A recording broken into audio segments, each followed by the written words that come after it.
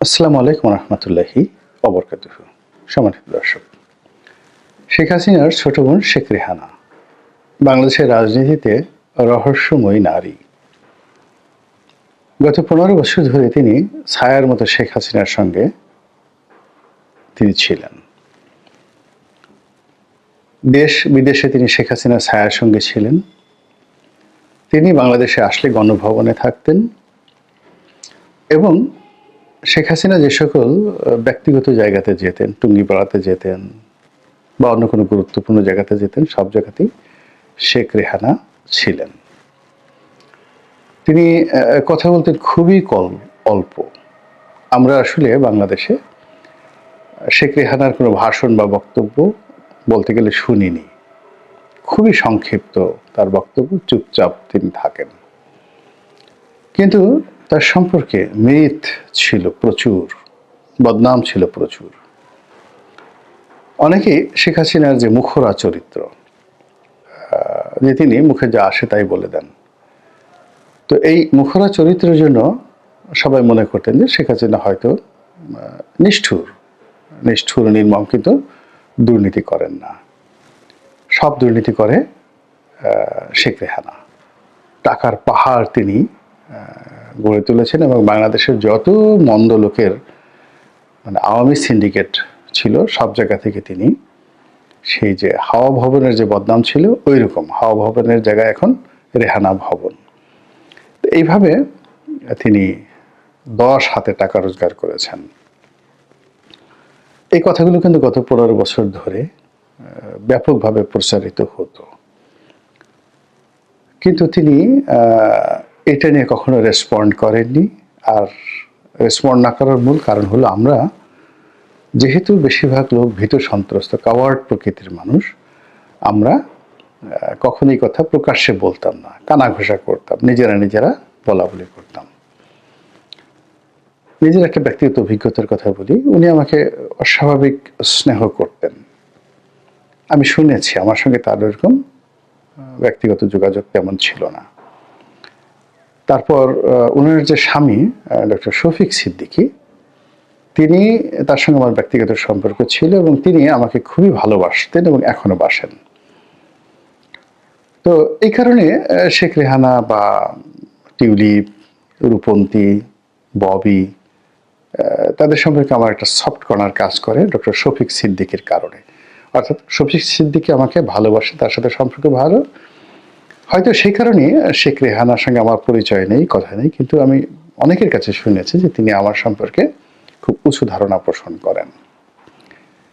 ববির সঙ্গে আমার কখনো কথা হয়নি, কিন্তু ববি একান্ত পারিবারিক পরিবেশে বহুবার আমার নাম উচ্চারণ করে তিনি ইতিবাচক কথা বলেছেন যে রনি ভাইয়ের মতো এরকম লোক আওয়ামী লীগে থাকা দরকার। সবই যদি খালি দালাল হয়, সব যদি খালি পক্ষে কথা বলে, তাহলে তো দল বাঁচবে না। এটা 2011-12 সনে উনি এই ধরনের কথাবার্তা বলেছেন বলে একেবারে শেখ পরিবারের ঘনিষ্ঠরা আমার কাছে বলেছেন। তো যার জন্য এই ধরনের কথা শোনার কারণে আমি কি হলো, তাদেরকে নিয়ে কখনোই নেতিবাচক আলোচনা করিনি। সারা দুনিয়া যে যাই বলুক না কেন, কিন্তু আমি কখনো বলিনি। আর আমার একটা চরিত্র হলো, আমি যাদেরকে ভালোবাসি, শ্রদ্ধা করি, আমি তাদের মন্দ বিষয়গুলো জানারও চেষ্টা করি না, শোনারও চেষ্টা করি না, তাকানোরও চেষ্টা করিনি। এটি ভালো বলতে পারেন, মন্দ বলতে পারেন, ডাজ নট ম্যাটার। একসময় তারেক রহমানের খুব সমালোচনা করতাম যখন আওয়ামী লীগে ছিলাম, কিন্তু যেই মুহূর্তে বিএনপিতে এসেছি, তারেক রহমান সাহেব সম্পর্কে একটা মন্দ কথা আমি শুনিনি কখনো। আমার কান বন্ধ থাকতো সবসময়।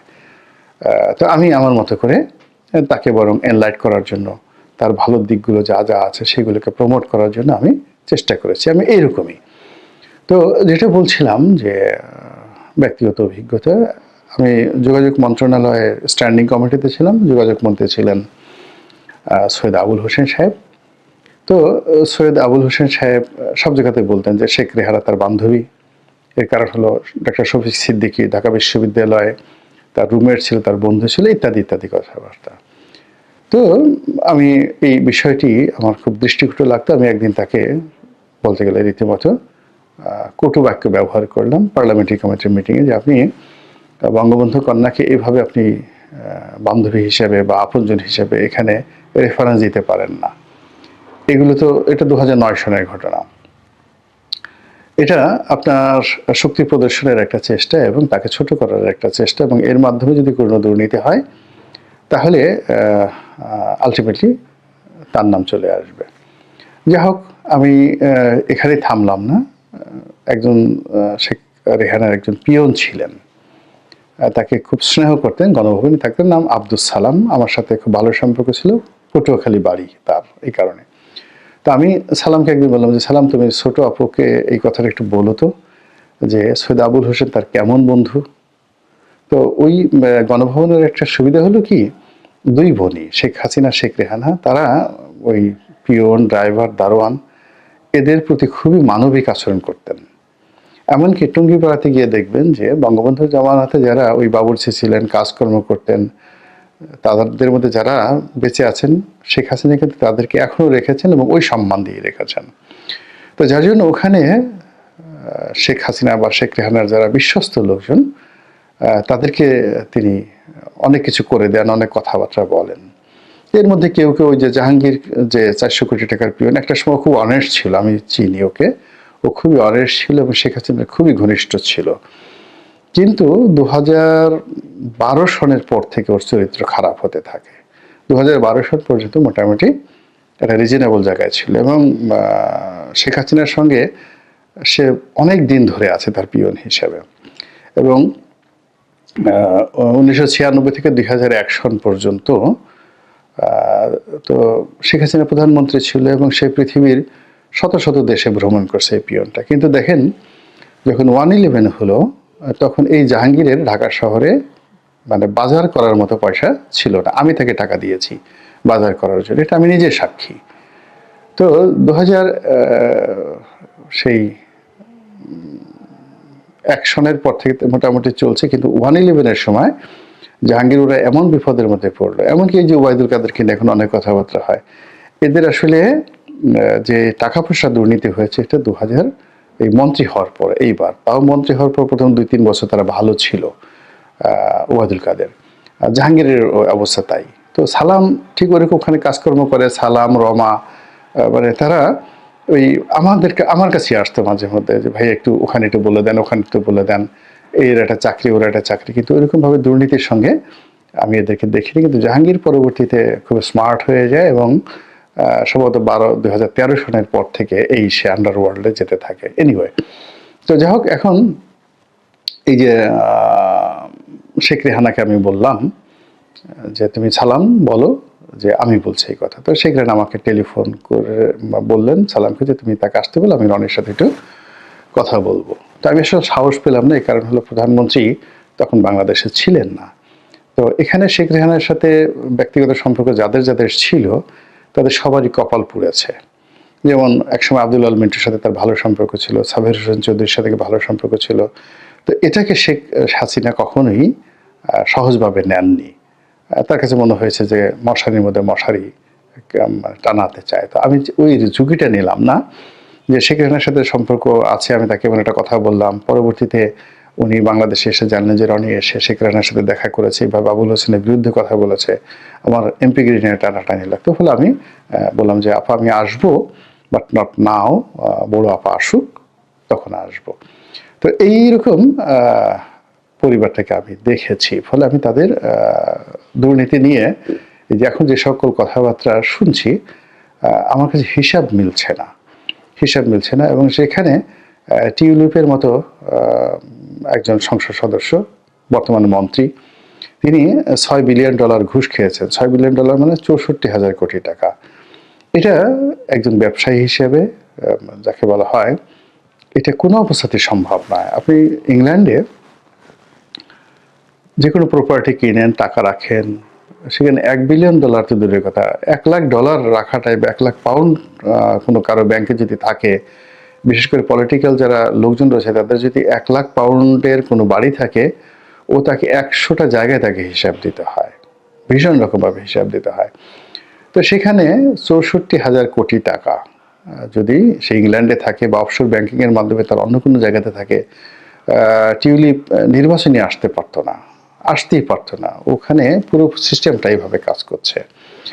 কিন্তু আমাদের বাংলাদেশে আমরা যে কাজ করছি, শেখ হাসিনাকে ছোট করার জন্য, ইউনূসকে খুশি করার জন্য এই ধরনের নিউজ আমরা বাংলাদেশে খুব প্রমোট করছি, যা কিনা আমাদের দেশকে প্রশ্নের মুখোমুখি করে ফেলবে এবং ইংল্যান্ডের সাথে আমাদের সম্পর্কটি নষ্ট করে ফেলবে। এর কারণ হলো সে এখন ইংল্যান্ড সরকারের মন্ত্রী। ঘটনাটা হলো যে বাংলাদেশের কেউ অভিযোগ দাখিল করেছে বাংলাদেশের দুর্নীতি দমন কমিশনে। আপনি তো জানেন যে আমাদের দুর্নীতি দমন কমিশন কত সুন্দর। অভিযোগ দাখিল করে বলেছে যে এখানে $6 বিলিয়ন ঘুষ লেনদেন হয়েছে রূপপুর পারমাণবিক কেন্দ্র থেকে। তো বোঝার চেষ্টা করুন যে রূপপুর পারমাণবিক কেন্দ্রের টোটাল ব্যয় হলো $10 বিলিয়ন। $10 বিলিয়ন থেকে যদি শেখ পরিবার $6 বিলিয়ন ঘুষ খায়, তাহলে থাকে কয় বিলিয়ন ডলার? $4 বিলিয়ন। এরপরে যারা $4 বিলিয়ন ঘুষ দিয়েছে তারাও তো আরো $2 বিলিয়ন দেশের বাইরে দিবে, তাহলে রইল মাত্র $2 বিলিয়ন। তাহলে আপনারা একটু মানে দুনিয়ার সবচেয়ে সেরা নেশা জাতীয় বস্তু খেয়ে দেখেন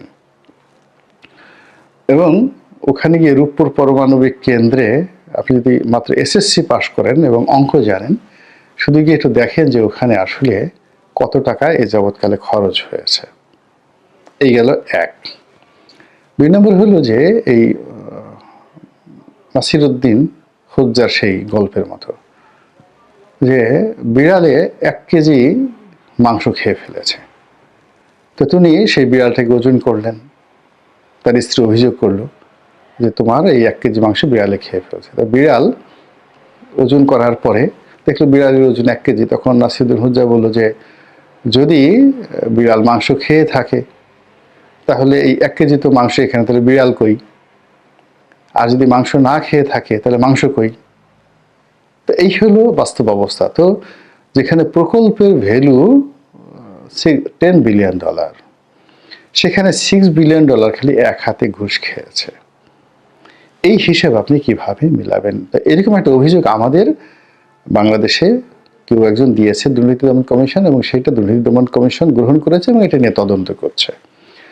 এবং এই যে বাংলাদেশে যে টিউলিপ সিদ্দিকের বিরুদ্ধে নিউজ হচ্ছে, মানে তদন্ত হচ্ছে, এটাই ইংল্যান্ডের একটি পত্রিকা, দ্য ডেইলি মেল। এটা ট্যাবলয়েড পত্রিকা এবং এই ডেইলি মেলের অনেক দুর্নাম বদনাম আছে। আমাদের দেশে সাধারণত ট্যাবলেট বা ওপেন টিবাস্কোপ জাতীয় কিছু পত্রিকা একসময় এরশাদ জামানাতে বেরোতো, চটি পত্রিকা, যা মুখে আসে তাই লিখে দেওয়া হতো। এখন ফেসবুকের মতো এই পত্রিকাগুলো, তো ওইরকম পত্রিকায় রিপোর্ট এসেছে এবং ডেইলি মেলকে বহুবার মামলা মোকদ্দমা ফেস করতে হয়েছে, যদিও পত্রিকাটা খুবই জনপ্রিয় এবং সার্কুলেশন অনেক বেশি। তো যাই হোক, সেটা আসছে। কিন্তু এর ফলে কি হলো, এই পুরো বিষয়টি নিয়ে যখন আমরা বাংলাদেশ থেকে আমরা বাড়াবাড়ি করছি, কথাবার্তা বলছি এবং আমরা অ্যাজ ইট ইজ এমনভাবে প্রচার করছি যে টিউলিপ সিদ্দিকির ব্যাপারে ইংল্যান্ডে তদন্ত হচ্ছে, অর্থাৎ $6 বিলিয়ন সে চুরি করেছে, ঘুষ নিয়েছে, এটা ইংল্যান্ডে তদন্ত হচ্ছে। এবং ইংল্যান্ডের তদন্ত মানে বাংলাদেশের তদন্তের মতো নয়, কাজে এখানে সত্যতা আছে। এবং এইরকম যখন একটা পরিবেশ পরিস্থিতি তৈরি হয়েছে, ঠিক সেই সময়টিতে এখন যিনি ব্রিটেনের প্রধানমন্ত্রী, তিনি তো ক্ষমতাসীন দলের মন্ত্রী এবং দুর্নীতি সংক্রান্ত মন্ত্রী, সিটি মিনিস্টার তিনি দুর্নীতি সংক্রান্ত বিষয়ের।